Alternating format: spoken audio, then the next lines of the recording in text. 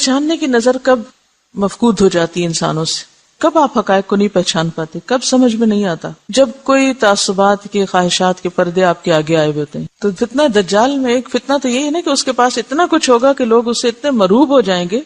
آج بھی تو کیا ہوتا ہے، جس کے پاس چند ایک چیزیں کچھ ہوں تو ہم مروب ہو جاتے ہیں. جب مروب ہوتے ہیں تو ہمیں اس کی غلطی بھی غلطی نظر نہیں آتی، اس کی غلطیوں کو بھی ہم اپریشیٹ کرنے لگتے ہیں. یہی ظاہر نگاہ ہونا ہے. پھر دجال کی جنت و جہنم ہوگی، یعنی جیسے وہ ٹھنڈا پانی اور جلانے والی آگ اس کے ساتھ ساتھ ہوگی. آپ صلی اللہ علیہ وسلم نے فرمایا پھر دجال نکلے گا، اس کے ساتھ ایک نہر اور ایک آگ ہوگی. جو شخص اس کی آگ میں داخل ہوا اس کے لیے اجر و ثواب واجب ہو گیا اور اس کے گناہ معاف کر دیے گئے، اور جو شخص اس کی نہر میں داخل ہوا اس پہ گناہ لاد دیے گئے اور اس کا اجر مٹا دیا گیا. یعنی اس سے پہلے اگر اس نے کوئی نیک کام کیے بھی تھے تو ختم ہو جائیں گے. دجال سے بچنے کے لیے لوگ پہاڑوں پہ چلے جائیں گے. ام شریک کہنے لگی یا رسول اللہ اس دن اہل عرب کہاں ہوں گے؟ فرمایا اس دن وہ بہت کم ہوں گے.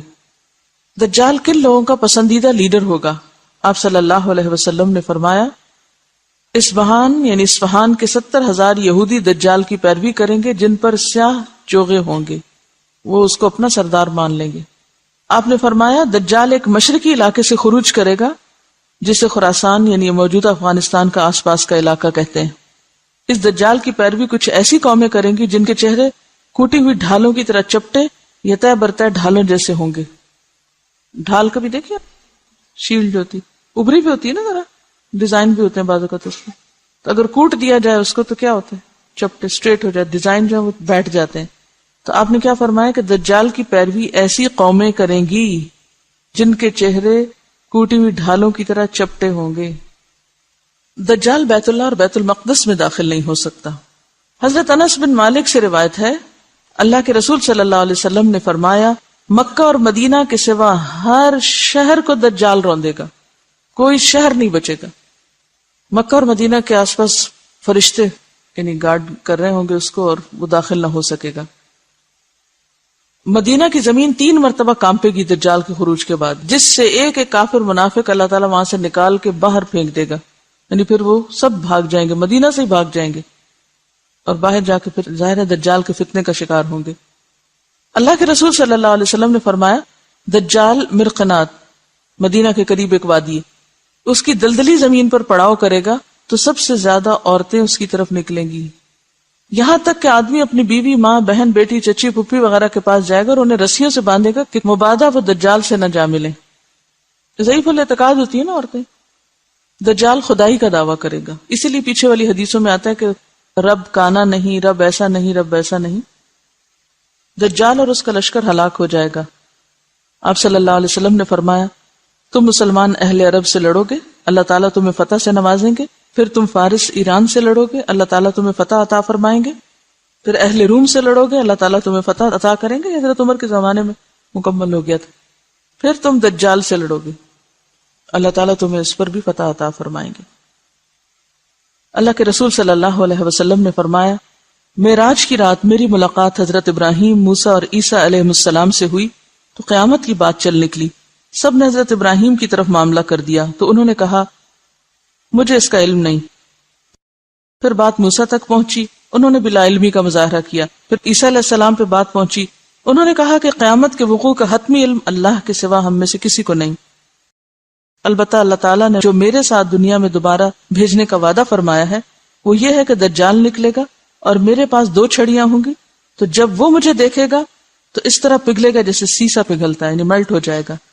اللہ تعالیٰ اسے ہلاک فرما دیں گے، یہاں تک کہ شجر و حجر پکار اٹھیں گے کہ میرے پیچھے کافر ہے، ادھر آؤ، اسے مار ڈالو. اس طرح اللہ ان سب کو ہلاک کر دیں گے. اور یہ جو دجال کو تلاش کریں گے عیسیٰ علیہ السلام اور ماریں گے تو یہ لد کے مقام پر ہوگا. فلسطین میں ایک جگہ کا نام ہے لد، آج کل وہاں ایئرپورٹ بن گیا ہے. فتنہ دجال کی لپیٹ میں آنے والے سب سے زیادہ یہودی ہوں گے، پھر اجمی، ترکی، جاہل گنوار عورتیں، سب منافق کافر. یہ لوگ فتنے کا شکار زیادہ ہوں گے. دجال سے بچاؤ کے طریقے، پہلی بات یہ کہ اس کا انکار.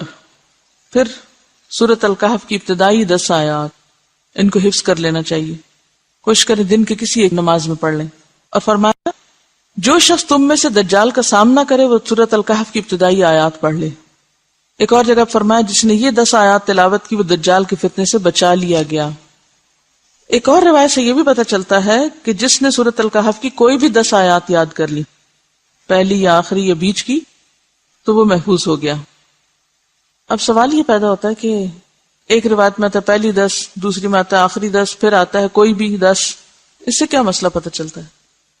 کہ قرآن سارے کا سارا ہی ایک طرح سے کیا ہے؟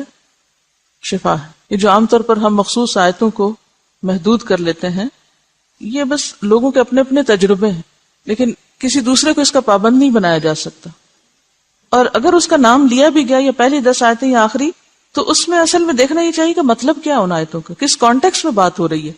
دولت فتنہ ہے، حکومت فتنہ ہے، علم فتنہ ہے، تو مختلف فتنوں سے بچنے کی بات ہے صورت کا۔ کہیں سے بھی 10 آیتیں اٹھائیں گے تو فتنے سے بچنے کی تعلیم مل جائے گی آپ کو، اسپیشلی پہلی 10 جو ہے۔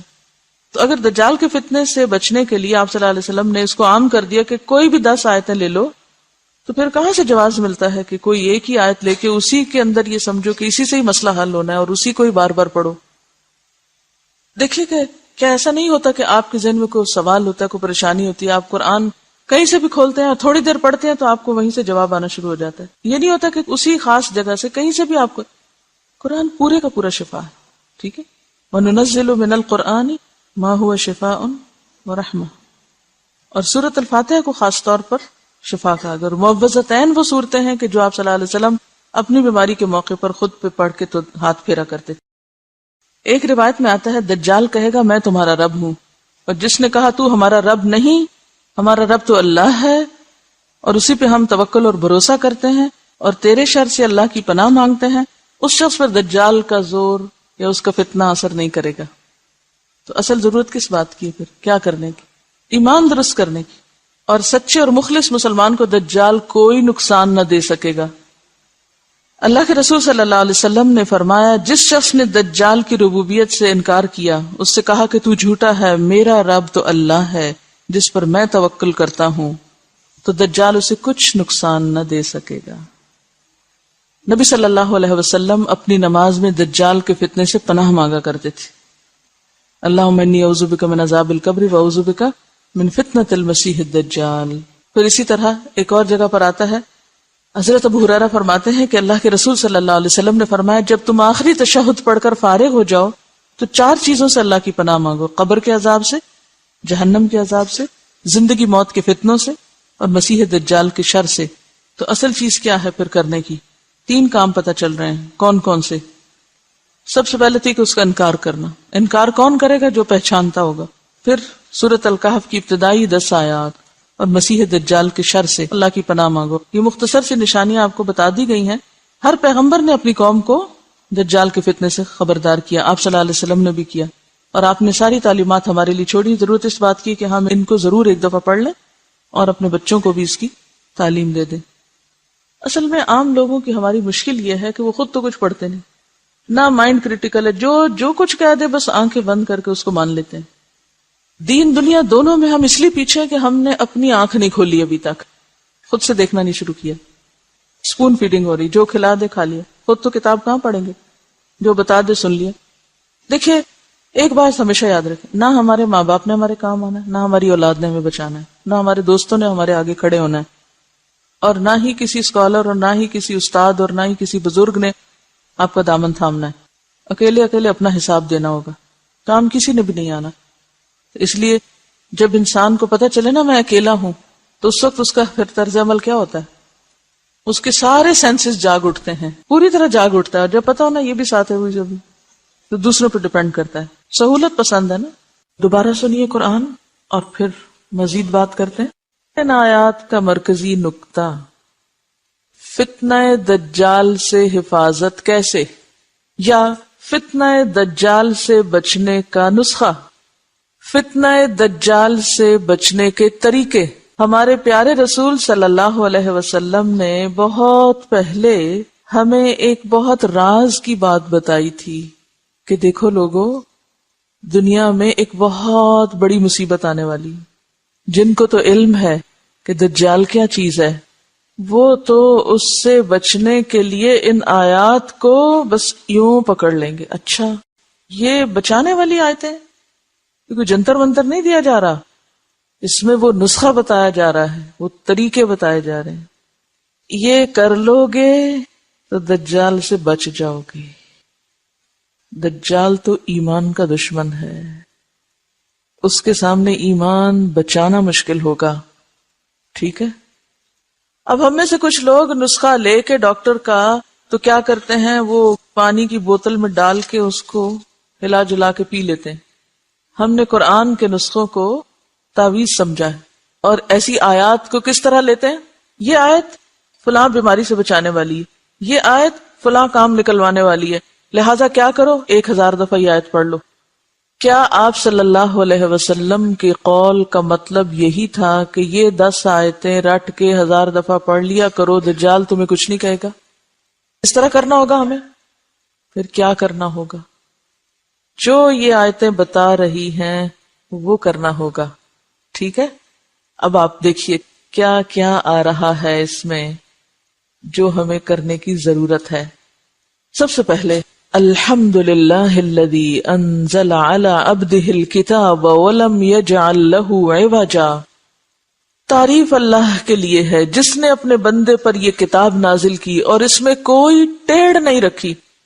یہاں صرف یہ نہیں کہا گیا لا ریب فیہ، اس سے زیادہ فورسفل انداز ہے وَلَمْ يَجْعَلْ لَهُ عِوَجًا، کہ اس میں کوئی چیز ٹیڑھی نہیں، کوئی بھی کجی نہیں، کوئی بھی ایسی بات نہیں کہ جو انسان کو مس لیڈ کرے یا غلط رستے پہ لے جائے. قرآن کی یہ تعریف یہاں کیوں کی گئی؟ تاکہ اس کو مضبوط تھام لیا جائے، اس پر پورا پورا یقین کر لیا جائے، اس پر پوری طرح اطمینان رکھا جائے کہ فتنوں سے نجات کا راستہ اسی کے اندر ہے. پہلی آیت یہ سبق یاد کرا رہی ہے. دجال کے فتنے سے محفوظ رہنے کے لیے سب سے پہلے کیا کرنا ہوگا؟ اس کتاب کو یقین کے ساتھ، شک و شبہ کے بغیر، پوری طرح شرح صدر کے ساتھ اس کو تھامنا ہوگا، لینا ہوگا. صرف خود نہیں، قیمن، بالکل درست مضبوط بات کہنے والی ہے یہ کتاب. کیوں آئی ہے؟ لِيُنذِرَ بَأْسًا شَدِيدًا مِن لَدُنْ، تاکہ اللہ کے ہاں جو سخت عذاب ہے اس سے لوگوں کو خبردار کیا جائے. پھر کیا کرنا ہوگا اس کتاب کے ساتھ؟ یہ کتاب کیوں آئی ہے، یہ کیوں درست ہے، یہ کیوں کجی سے پاک ہے؟ تاکہ کیا کیا جائے؟ لوگوں کو خبردار کیا جائے. کس سے؟ شدید عذاب سے. کہاں ہے وہ عذاب؟ اللہ کے پاس. وَيُبَشِّرَ الْمُؤْمِنِينَ الَّذِينَ يَعْمَلُونَ الصَّالِحَاتِ، اور خوشخبری دے ان مومنوں کو جو اچھے کام کرتے ہیں، أَنَّ لَهُمْ أَجْرًا حَسَنًا، کہ ان کے لیے بہترین اجر ہے. کہاں؟ اللہ کے پاس.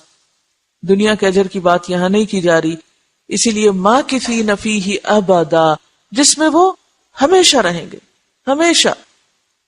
پھر کیوں آئی ہے یہ کتاب؟ تیسرا مقصد. نمبر 1 لِيُنذِرَ بَأْسًا شَدِيدًا، یہ کس کے لیے؟ پوری انسانیت کے لیے.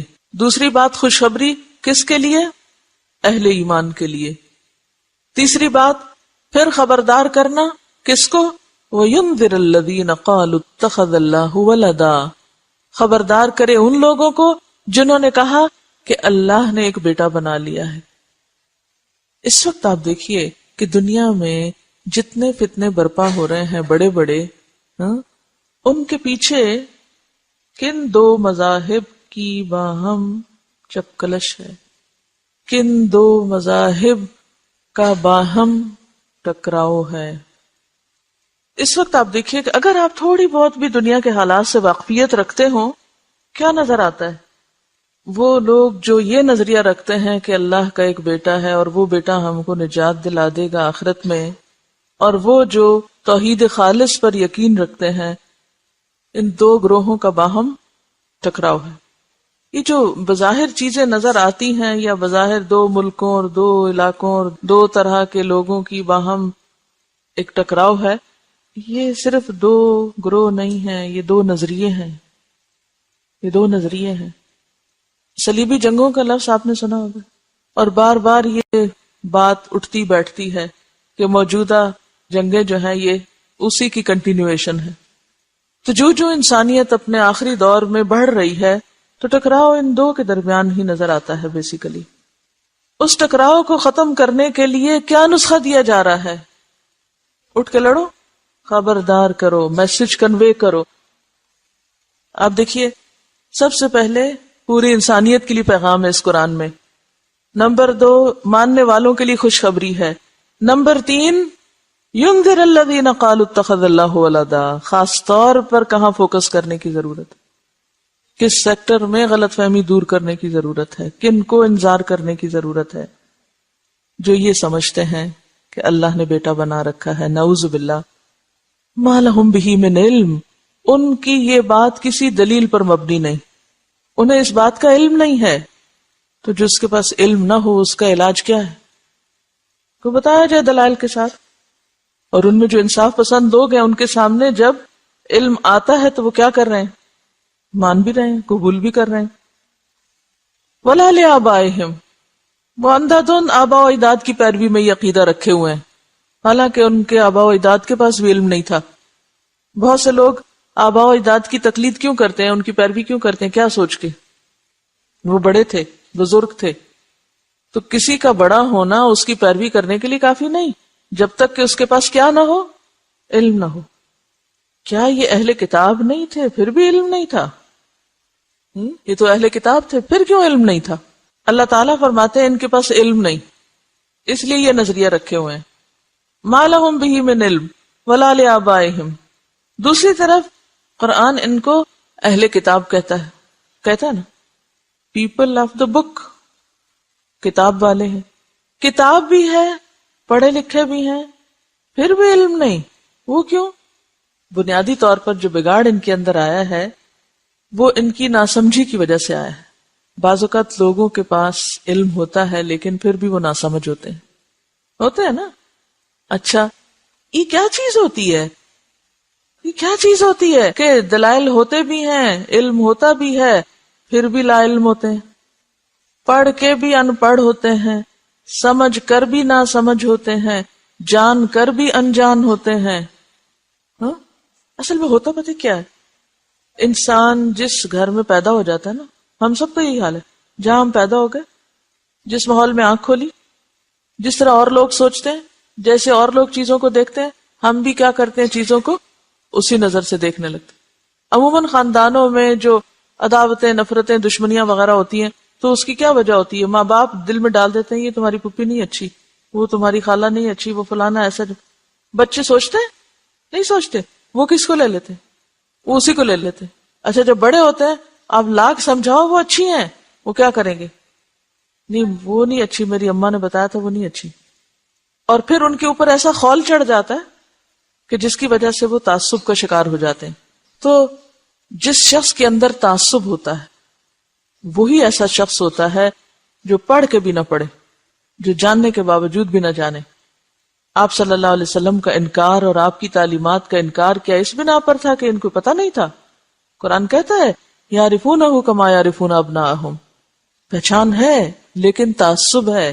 تو اللہ تعالیٰ کیا فرما رہے ہیں کہ ان کے علماء تو تعصب کا شکار ہے، اور عوام بیچارے ومنہم امیون لا یعلمون الکتاب، ان کے پاس واقعی علم نہیں. تو میجورٹی بغیر علم کے صرف آباء و اجداد کی، بڑوں کی، علماء کی، اکابر کی تقلید میں اندھی چلی جاتی ہے. یہ ہر جگہ ہوتا ہے، یہ صرف وہاں نہیں، ہمارے ہاں بھی یہی کچھ ہے. وہ کہتے ہیں ہمارے ماں باپ کو سمجھ نہیں تھی، ہمارے بزرگوں کو سمجھ نہیں تھی، ہمارے علماء کو سمجھ نہیں تھی. ان باتوں کا سہارا لے کر عموماً انسان حق سے ہٹ جاتا ہے، صحیح رستہ چھوڑ دیتا ہے. بہرحال اللہ تعالیٰ فرما رہے ہیں ما لہم بہ من علم ولا لآبائہم. یہ اور ان کے آباء و اجداد علم پر مبنی بات نہیں کر رہے، محض خواہشات پر مبنی، تعصبات پر مبنی بات کیے چلے جا رہے ہیں. اور ان تعصبات کو کیا چیز توڑ سکتی ہے؟ آخرت کا خوف. اسی لیے قرآن کس لیے آیا ہے کہ وہ کیا کرے؟ لِيُنذِرَ بَأْسًا شَدِيدًا. صرف آخرت کا خوف ایسی چیز ہے جو انسان کے تعصب کو توڑ پھوڑ کے رکھ دیتا ہے.